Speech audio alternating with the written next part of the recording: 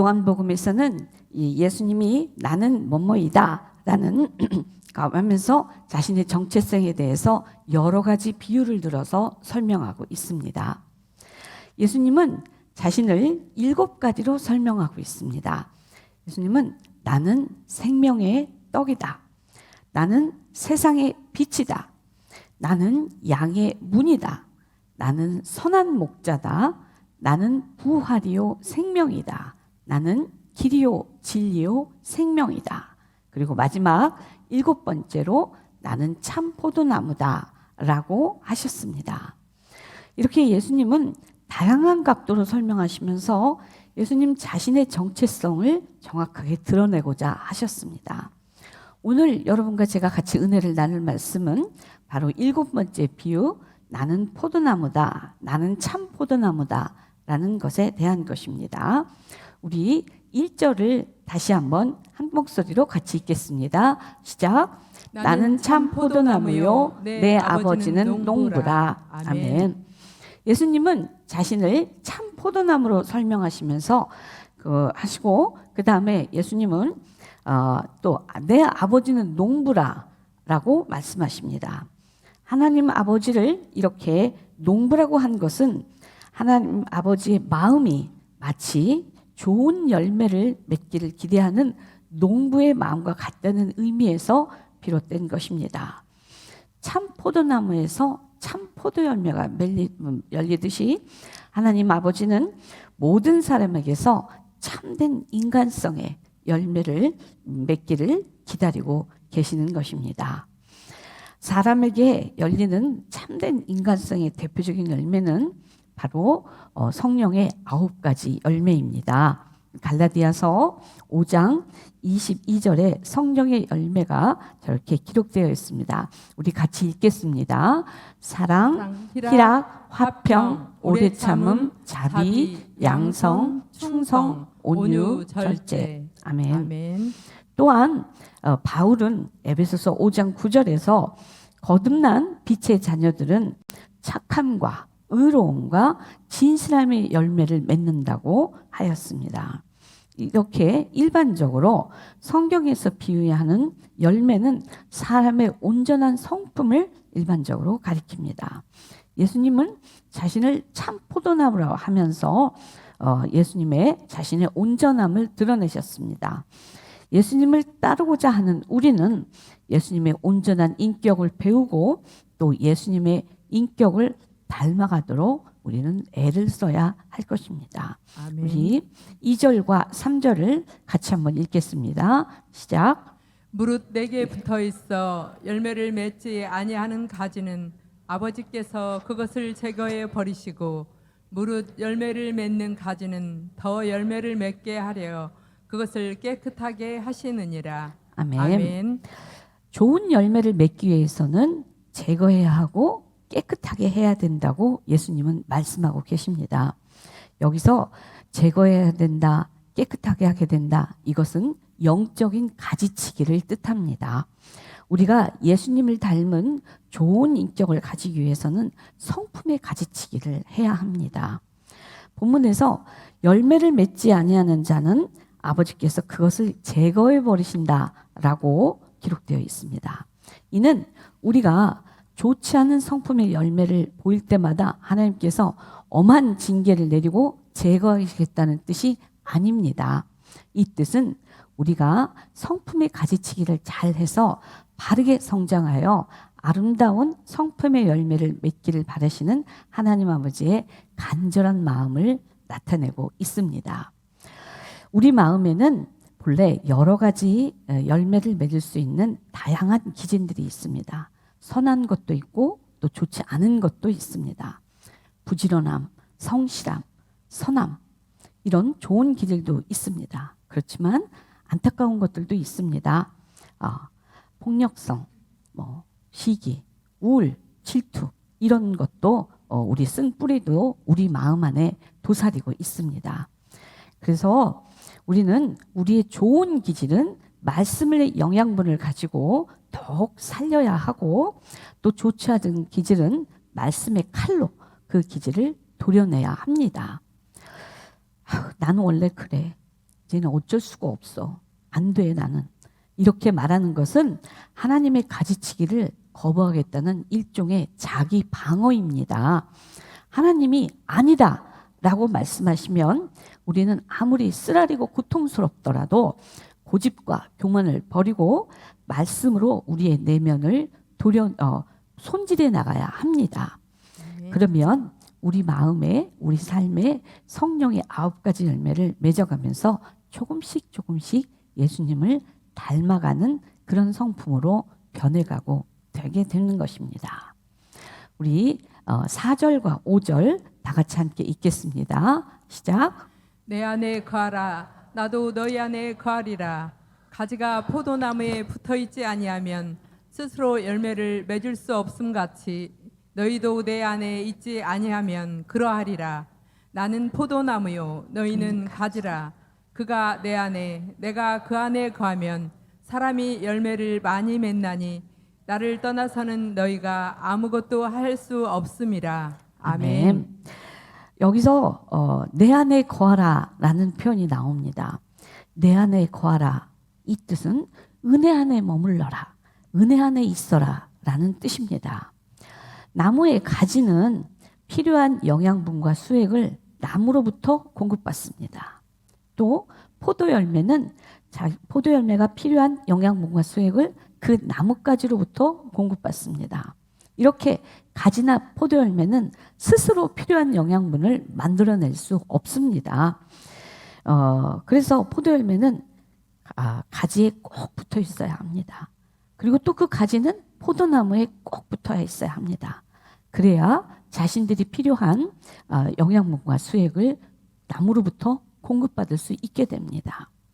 그런데 만일 포도 열매가 가지에 꼭 붙어 있지 않고 나도 이제 다 컸어, 나도 이제 독립할 거야, 이렇게 하면서 우기면서 나무에서 떨어져 나가면 어떻게 생길까요? 어떤 일이 일어날까요? 그러면 나무에서 떨어지는 그 순간부터 포도 열매의 삶은 끝장나게 되는 것입니다. 그때부터 포도 열매는 필요한 영양분을 나무로부터 공급받지 못하게 됩니다. 그리고 어디선가 슬그머니 해로운 벌레, 개미 등 이런 것들이 나타납니다. 그리고 그 벌레는 포도 열매에 다가가서 포도 열매를 조금씩 갉아먹기 시작합니다. 그러면 포도 열매는 점점 썩어가면서 마침내는 그야말로 수명을 다하게 됩니다.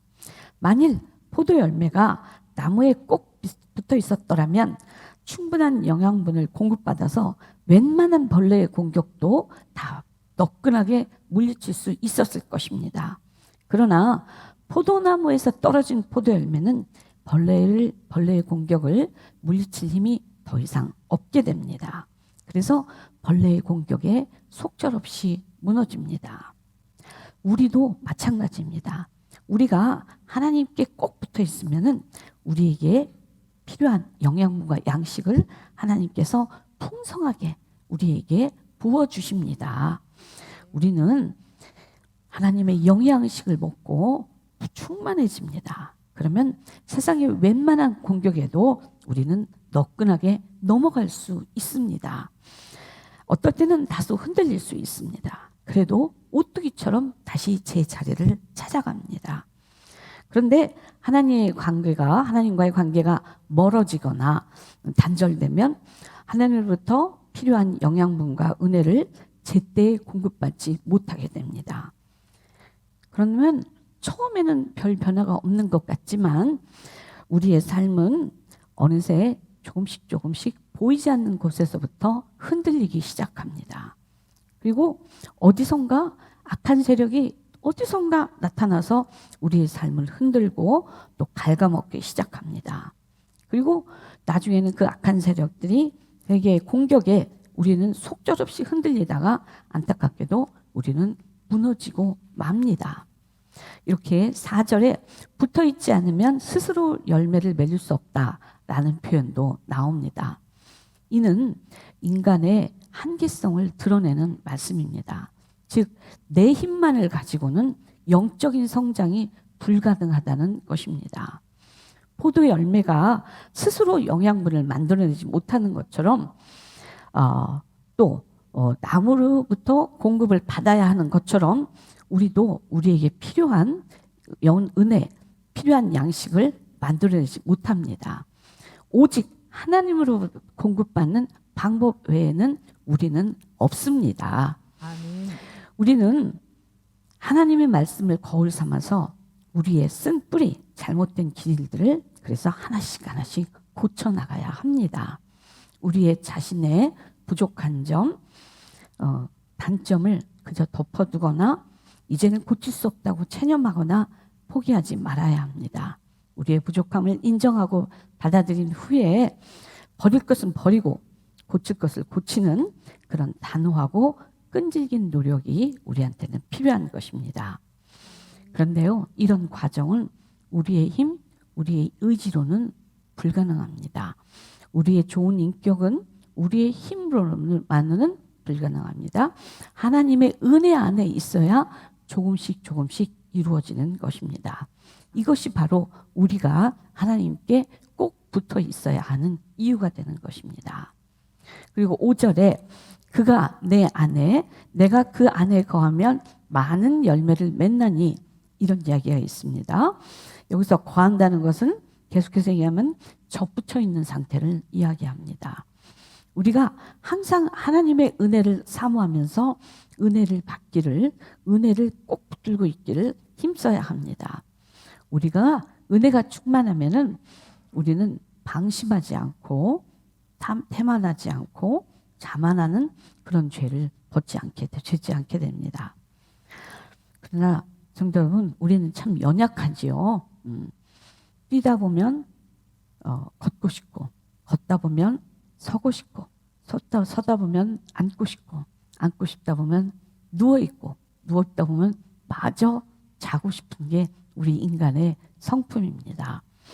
그래서 우리는 하나님 은혜 안에 있으면 하나님의 가능하지만 하나님 은혜 안에 머물지 않으면은 우리는 선을 행할 힘도 없고 의지도 어느새 슬그머니 놓쳐버리게 되는 것입니다. 그리고 우리의 상태를 어떻게 알았는지 슬그머니 우리 주위에 우리를 넘어뜨리고자 하는 악한 파리떼 같은 사람들이 우리에게 모여듭니다.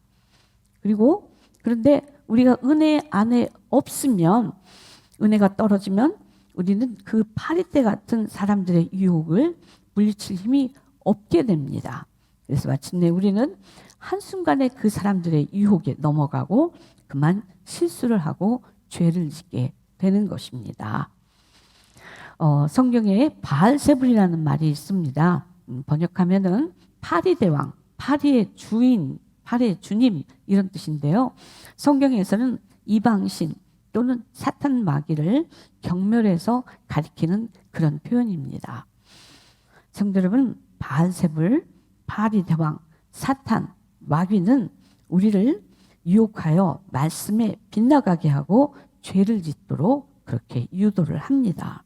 우리를 죄짓게 만들고 불행하게 만들고 우리를 파멸시키고자 하는 바알세불을 우리는 그냥 내버려 둬서는 안 되겠죠. 우리가 눈 뜨고 당해서는 안 됩니다. 어떻게든지 다 쫓아내야 합니다. 근데 이 파리는 쓰레기가 있는 곳을 찾아갑니다. 왜냐하면 파리한테는 쓰레기가 정말 귀한 양식이기 때문입니다. 그래서 파리를 쫓아내려면 먼저 쓰레기를 먼저 치워야 합니다. 아무리 파리를 쫓아내도 쓰레기를 없애지 않으면 쫓아내도 또 오고 쫓아내도 또 오고 그렇게 됩니다. 쓰레기가 없는 곳에서는 파리가 오라고 해도 오지 않게 됩니다. 쓰레기가 없으면은 먹을 것이 없기 때문에 깨끗한 곳에서는 파리가 절대로 오지 않습니다. 그래서요, 우리한테 파리가 다가오지 않게 하려면 우리 마음속에 있는 쓰레기를 먼저 치워야 합니다. 안타깝게도 우리 마음속에는 우리가 쓰레기도 본의 아니게 많이 가지고 있습니다. 후회, 게으름, 조급함, 우울함, 분노, 정말 종류도 다양합니다. 우리는 이런 것들이 좋지 못한 것인 줄 이미 다 알고 있습니다. 그래서 우리는 이런 것들을 진짜로 버리고 싶습니다. 버리고 싶은데요. 이런 것들하고 정말 헤어지고 싶은데 이게 잘 안 됩니다. 이게 잘 안 됩니다. 우리는 하나님으로부터는 선한 것만 있었으면 좋겠어요. 그런데 이게 잘 안 됩니다. 이런 것들이 우리한테 털을 잡고 있고 우리 마음속에 깊은 곳에 자리를 꽉 받고 있습니다. 그리고 좀처럼 떠날 생각을 하지 않습니다. 바리들은 이런 좋지 않은 영적인 냄새를 기가 막히게 맡기고 우리 주위에 모여듭니다. 그리고 우리에게 조금이라도 틈이 생기면 집벽에 파고들어서 우리의 삶을 흩뜨리고 엉망으로 만듭니다. 그러면 우리는 하나님의 평화를 누리지 못하고 불안해하고 낙심하고 짜증내고 실수하고 죄를 짓게 되는 것입니다. 우리의 마음이지만 우리 스스로 어떻게 통제하거나 조절할 수 없게 됩니다. 오히려 이런 나쁜 것들에 우리가 끌려다닐 때가 많습니다. 우리 마음을 자기네들 맘대로 휘젓고 실수하고 죄를 짓도록 유혹합니다. 성도 여러분, 이런 나쁜 것들에게 벗어나는 방법이 있을까요? 물론 있습니다. 그것은 바로 우리가 하나님의 은혜 안에 거하는 것입니다. 아멘. 우리가 하나님의 은혜 안에 있으면 이런 것들이 힘을 잃고 쭈그러듭니다. 더 이상 우리의 삶을 함부로 휘젓고 다니지 않게 됩니다. 그리고 우리에게는 무엇보다도 나사렛 예수의 이름으로 이런 파리떼를 결박하고 쫓아낼 수 있는 권세가 있습니다. 아멘. 하나님의 자녀로서의 권세가 우리에게 있습니다. 아멘. 이런 권세가 바로 우리가 주님께 꼭 매달려 있음으로부터 우리가 주님한테 받는 그런 영양분이고 양식인 것입니다. 아멘. 포도나무는요, 그저 포도 열매는 그저 포도나무에 매달려 있기만 하면 됩니다. 그러면 포도나무가 다 알아서 필요한 영양분을 포도 열매에게 공급을 해주는 것입니다. 포도 열매가 저 스스로 그런 힘을 만들 수도 없습니다. 마찬가지로 우리도요, 그저 주님께 매달려만 있으면 되는 것입니다. 그러면 우리의 머리카락 수도 이미 다 헤아리시는 주님께서 우리에게 필요한 영양분, 능력을 충만하게 부어주실 것입니다. 아멘. 우리가 하나님의 은혜에 거하는 방법은요, 뭐 다른 거 없습니다. 기도, 찬양, 예배, 말씀, 교제, 봉사, 헌신 이런 것이 있습니다. 특별한 비법은 없습니다. 우리가 꾸준히 기도하고 찬양하고 예배드리고 말씀을 묵상하고 봉사하다 보면은 섬기다 보면은 우리 마음속에 자리 잡고 있던 쓰레기 같은 그런 것들이 어느새 슬그머니 눈 녹듯이 사라집니다. 대신 주님께서 우리에게 새롭고 기쁜 마음을 우리에게 충만하게 부어주실 것입니다. 아멘. 성도 여러분, 우리는 오늘 여기 금요 성령 집회에 이렇게 모였습니다. 우리 하나님께 전심으로 오늘도 같이 기도합시다. 전심으로 하는 기도는 하나님께서 분명히 들으시고 우리를 살리는 기도입니다. 우리가 전심으로 기도할 때 하나님은 우리를 절대로 빈손 들려 보내지 않으십니다. 언제나 변함없으신 하나님 아버지는 오늘도 변함없이 우리에게 필요한 은혜를 풍성하게 내려주실 것을 믿습니다.